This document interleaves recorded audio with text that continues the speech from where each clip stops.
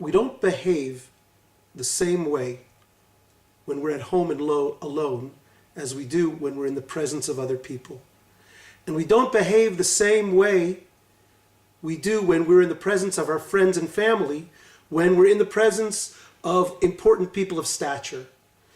The Rambam in his Guide for the Perplexed notes this, and it's fascinating that this passage from the Guide for the Perplexed made its way into the great halachic work of Rabbi Yosef Karo and Rabbi Moshe Isserlin, the Shulchan Aruch. In the very first seif of Shulchan Aruch, Rabbi Moshe Isserlin, the Ramah, quotes this passage, and he tells us that when we are alone, we should understand that we're not really alone. We're always in the presence of God.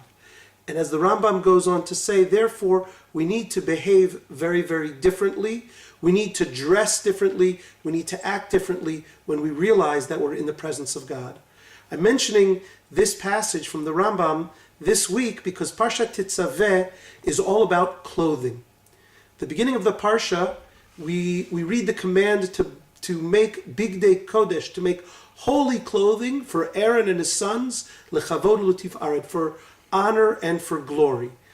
And the question I want to explore with you this week is what does it mean to wear religious clothes or holy clothes? And I want to speak in particular about the kippah.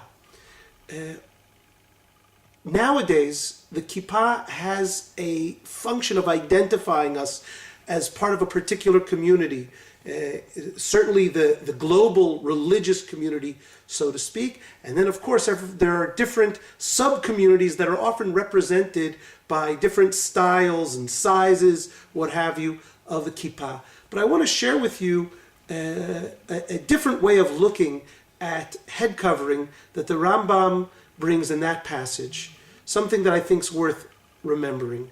The Rambam tells us that when we feel that we're in the presence of someone of import, then we dress accordingly.